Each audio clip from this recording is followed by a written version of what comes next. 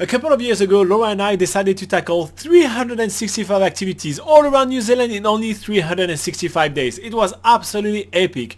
And today we are looking back at that day when we went to do canyoning in Raglan. We're finally leaving Waitomo and explore even more, well, canyons and watery stuff. It's gonna be awesome. Join us at the end of the video when we're gonna be answering all the questions you had the first time we published this video.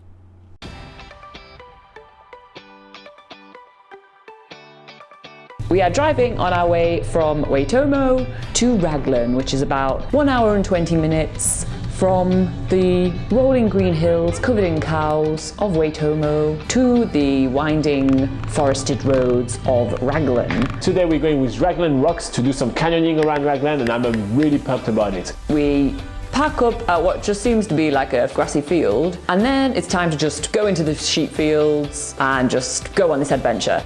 Gareth just pick up a piece of wood, lift up a fence, and we just slide on the fence. Go, go, go, go, run, one! Step through on the way out.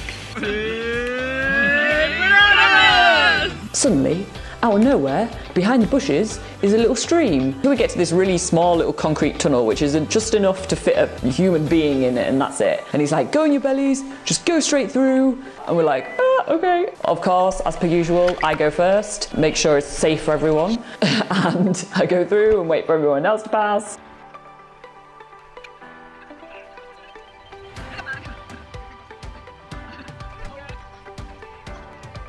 We're heading down the stream. He's like, hold on to the flax to steady yourself. So we're just holding onto the flax, which is like really strong grass things in New Zealand, which the Maori use to make baskets and things. And after walking a little bit on the stream and, holding onto the flags like a bit of a crazy person, we arrived at the first waterfall. Now, the first waterfall is kind of in two stages. There is the first stage that we're going to go down in rappel, and then there is the second stage where you just unhook yourself and hope to God you're not going to jump onto a rock. From halfway down the waterfall, I'm jumping off into the pool below. He's like, oh, it's a little bit of a shallow jump, so yeah, just be prepared. And I'm like, oh, does that mean I have to bend my knees? Like, what does that mean? What's a shallow jump mean? Am I gonna like break my legs here?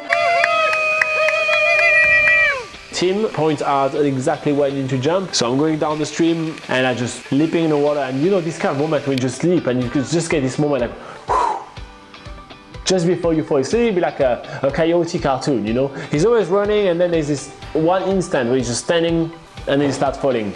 And that's really what I felt. It was really, really cool.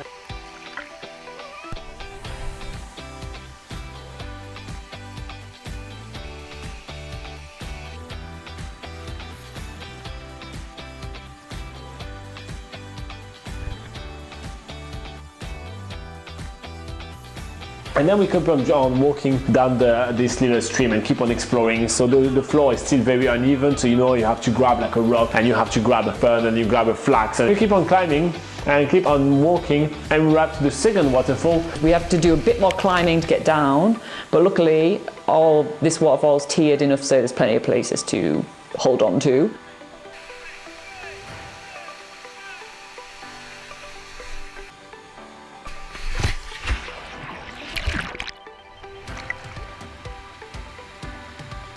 So we all go one by one, and there's some pretty good jumpers actually, some really nice poses and really fun one. Laura even jumps. And one by one everyone's jumping. It's quite funny as you sat at the bottom to watch everyone's reactions as they're jumping in, and when they come back out they're like so yeah, that's funny.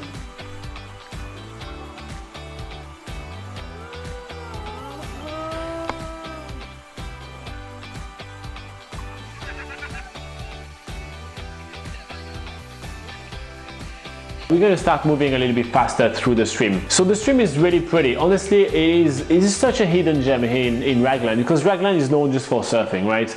Anybody you ask about Raglan, no one is going to tell you anything about it else than surfing. So, it's a bit kind of a role to show you some thing which you would not think of at all about Raglan. It's a very artsy place, it's a very foodie place, it's, there's good hikes around, there's great mountain biking around, and there's also some canyoning here.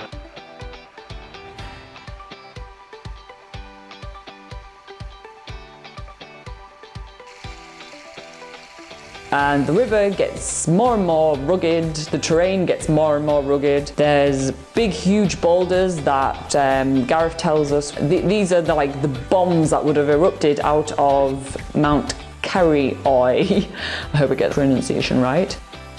And we're scrambling through the boulders. There's vegetation on all sides. Even the boulders have their own vegetation growing there. And we get to an intersection, and then Gareth says we need to now travel upstream because we're going to be making a loop on this tour. As we're going upstream, this feels a bit easier to walk through because instead of scrambling over the rocks and all that, you can kind of climb up the rocks, and it feels like a bit more like, oh yeah, hardcore adventure.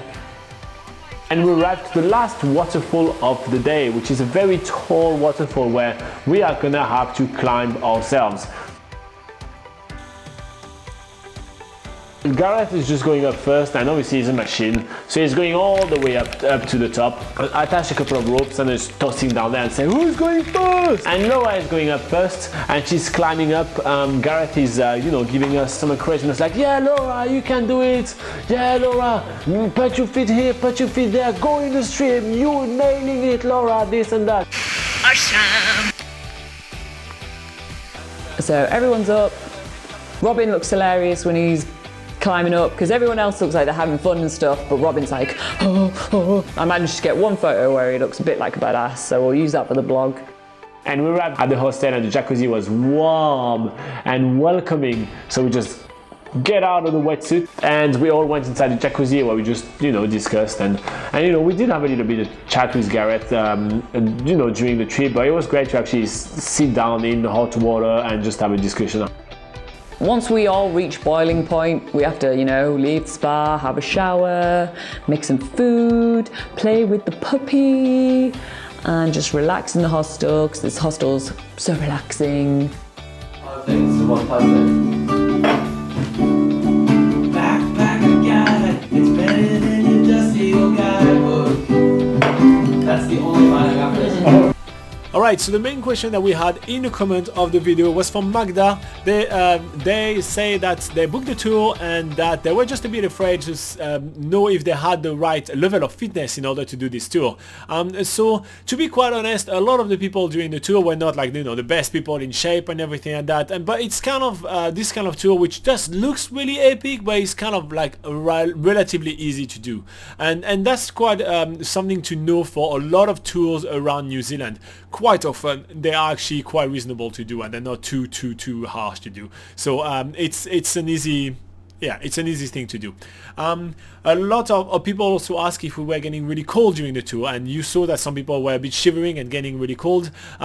That's true. A lot of people were getting cold during a canyoning tour, and it happens to a lot of different canyoning tours, and you'll see us doing other canyoning tours around New Zealand. But with a lot of kind of dancing and kind of moving yourself and everything, usually you get warmer much faster, and that's usually not too much of an issue, or at least Laura and I haven't found that to be too big of an issue. Now, if you do have some question of your own about this video or about traveling in New Zealand altogether, there is a couple of options for you. You can put your question in the comment of any of our videos, and we're always hanging out there and answering your questions.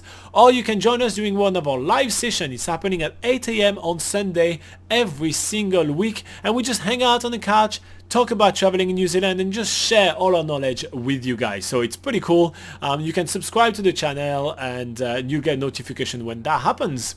And obviously, if you do want to read stuff 24/7, even if we're not available, you can check out nzpocketguide.com, which is the Bible of traveling in New Zealand.